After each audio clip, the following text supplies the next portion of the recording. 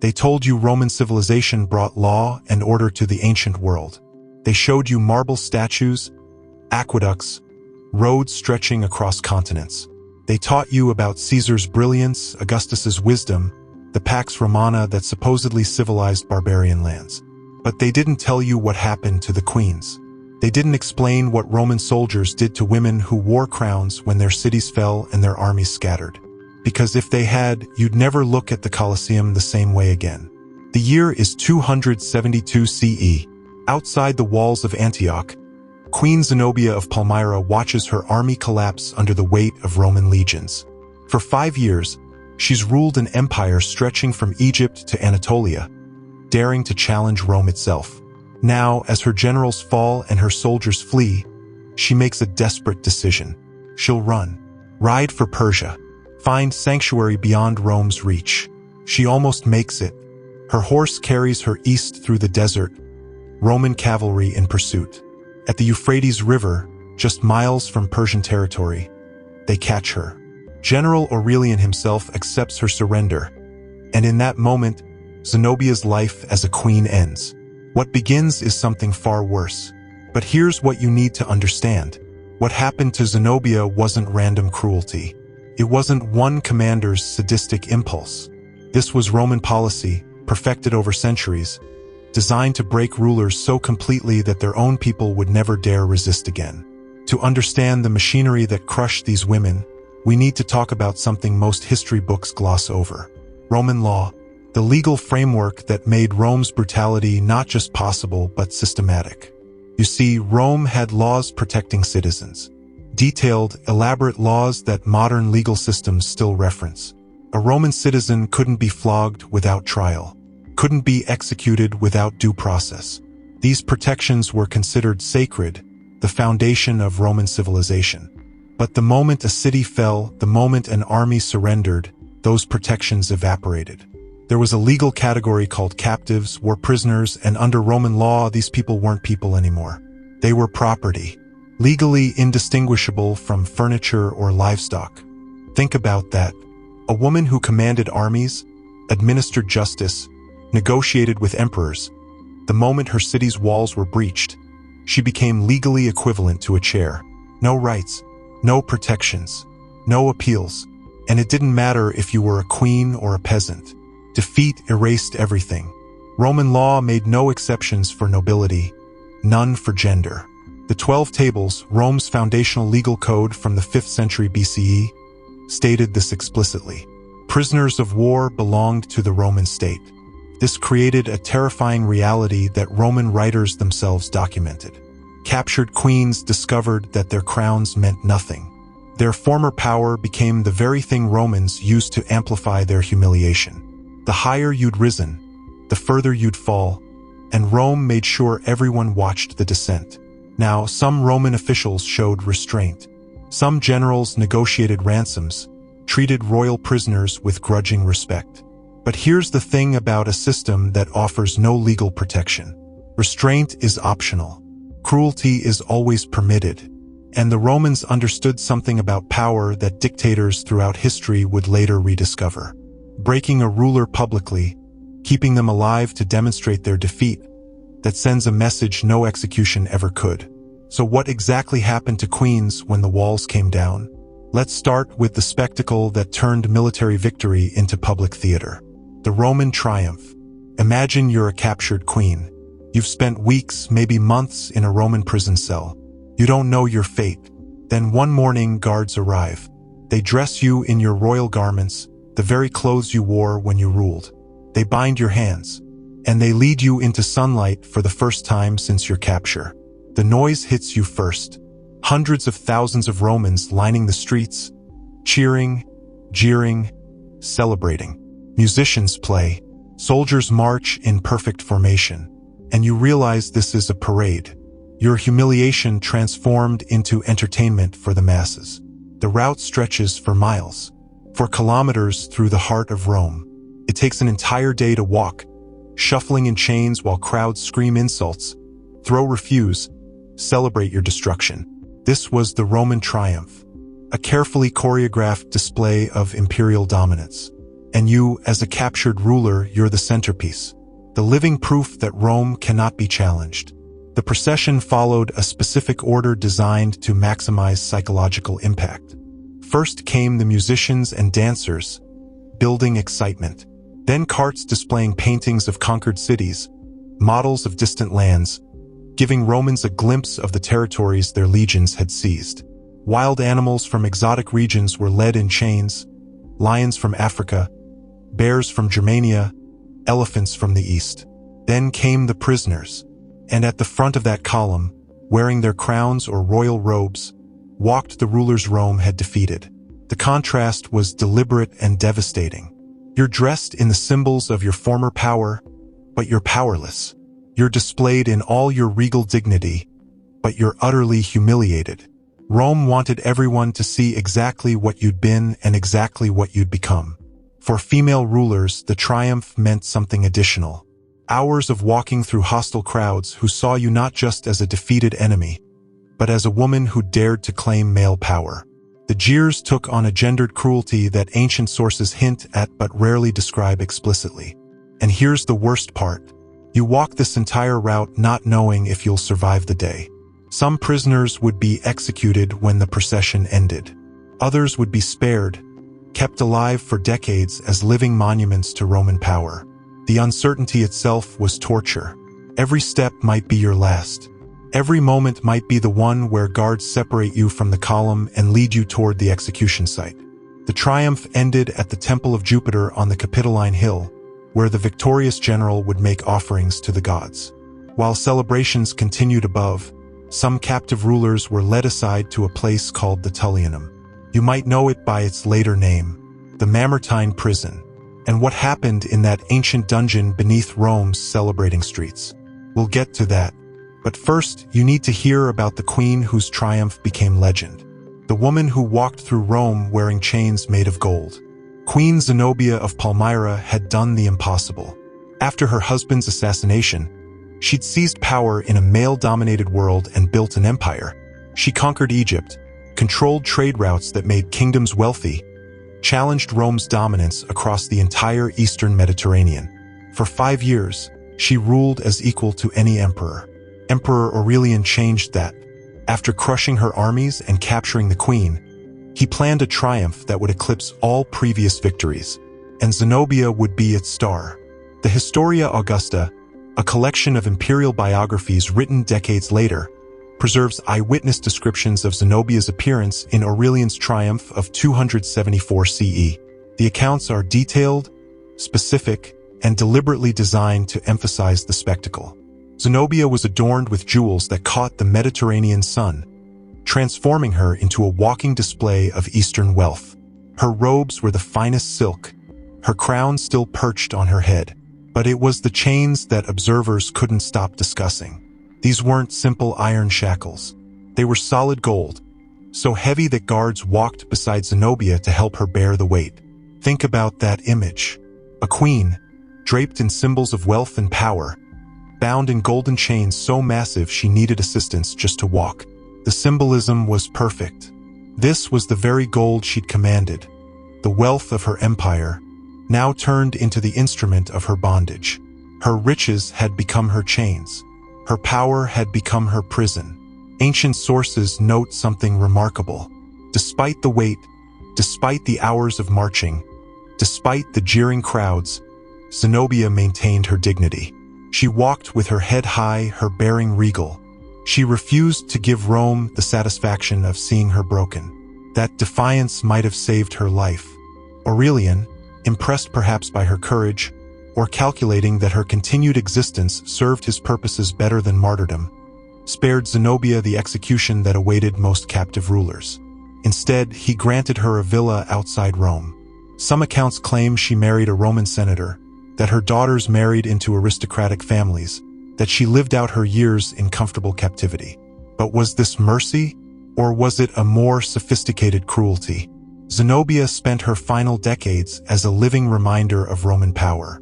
Every social gathering she attended, every aristocratic event where former allies saw her reduced to Roman domesticity, it all reinforced the same message. Even the mightiest queens can be broken. Even the proudest empires can be tamed. She lived but as a monument to her own defeat, and Rome made sure everyone saw her that way for the rest of her life.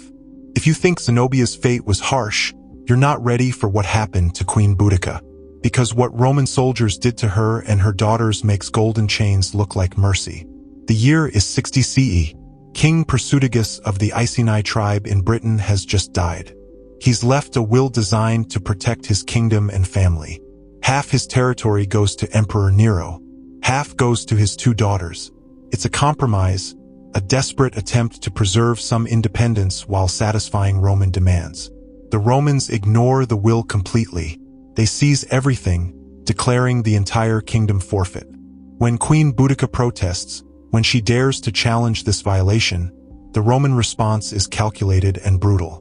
Tacitus, the Roman historian whose father-in-law served in Britain during this period, documented what happened next. And understand, Tacitus was Roman. He wrote for Roman audiences, yet even he couldn't hide his horror at what his own people did. Boudica was publicly flogged. A queen, the widow of a Roman ally, beaten like a common criminal in front of her own subjects. To flog a Roman citizen required legal justification and elaborate procedural safeguards. To flog a queen of an allied kingdom? That was deliberate humiliation.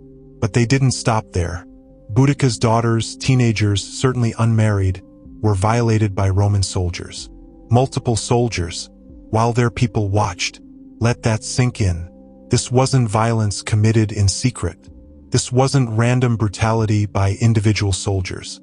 This was calculated degradation performed in public, designed to break the royal family and terrorize an entire population into submission. Tacitus describes these crimes with unusual directness for ancient historians discussing such matters. He places them at the very center of his explanation for what happened next. Because what followed was one of the bloodiest rebellions in Roman history. The abuse didn't crush resistance. It ignited an inferno. Boudica raised an army that destroyed 3 Roman cities, including Londinium, modern London. They massacred tens of thousands of Roman citizens and their allies. Roman sources claim the rebels showed no mercy, that the destruction was total. Tacitus preserves a speech he attributes to Boudica. In it, she declares she's fighting not as a queen seeking to preserve her kingdom, but as a woman avenging her abused body and the violated honor of her daughters. The rebellion ended in defeat at an unknown battlefield somewhere in Britain. Roman discipline and tactical positioning overcame the far larger British forces. Thousands of Britons died in a single afternoon. Tacitus claims Boudica poisoned herself rather than face capture. Can you blame her? After what the Romans had already done, after what she knew they'd do if they took her alive again. Death was mercy. And her daughters? They vanish from historical accounts after the initial violation. Their names aren't recorded. Their fates go unmentioned. They simply disappear into silence. 2 more women erased by an empire that didn't consider them worth remembering. This is what happened when Rome felt defied. This is how the most civilized empire in the ancient world responded to resistance. And they documented it themselves, carved it into their own historical record, because they wanted the lesson to be clear. Defy Rome, and this is what happens to your queens. This is what happens to their daughters. This is the price of rebellion. Now let's talk about what happened after the triumphs ended. Because not every captive ruler made it to a comfortable villa or even to a quick execution. Some faced something far worse. As triumphal processions wound through Rome toward the Capitoline Hill, condemned prisoners knew their journey might end at a place that still exists today.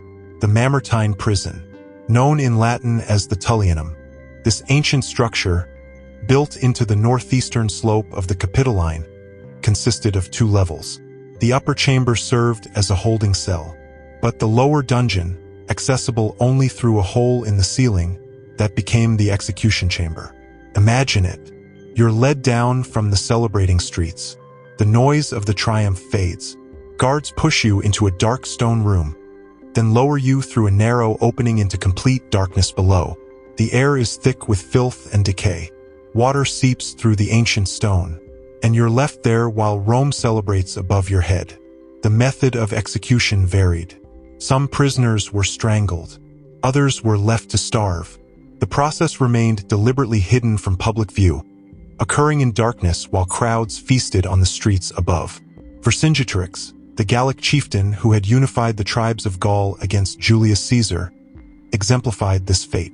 After his defeat at Alesia in 52 BCE, Caesar held him in prison for 6 years. 6 years of captivity, waiting for a triumph that would determine his fate. In 46 BCE, Caesar finally paraded him through Rome. The once vigorous leader appeared broken and emaciated before the crowds. After the procession, he was led to the Tullianum and executed. Ancient sources suggest he was strangled, the traditional method for high-ranking captives. Jugurtha, king of Numidia, met an even more brutal end following Marius's triumph in 104 BCE. According to ancient accounts, when he was lowered into the Tullianum's lower chamber, the king went mad with terror. The historian Plutarch recorded that Jugurtha was left to starve to death over 6 days, his cries echoing through the stone walls while Rome celebrated above. Plutarch preserved his final words, reportedly asking in delirium, "How cold this Roman bath is."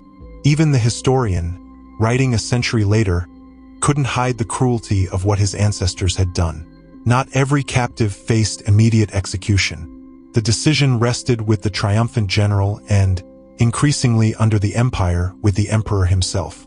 Some prisoners proved more valuable alive, serving as permanent symbols of Roman victory. But for those marked for death, the triumph offered only a temporary reprieve. A final walk through Rome's streets before the descent into darkness. And for queens who had commanded armies, administered justice, shaped the fates of nations, this final indignity meant dying in filth beneath the celebrating crowds, their screams drowned out by the music of Roman victory. The stone walls of the Mamertine Prison still stand in Rome today. Tourists visit it, take pictures, marvel at its age. Most have no idea what happened in that lower chamber. No idea how many rulers died there in darkness while the city above celebrated their deaths as entertainment. Here's what you need to understand about all of this. None of it was accidental. None of it was the result of individual cruelty or soldiers getting out of hand.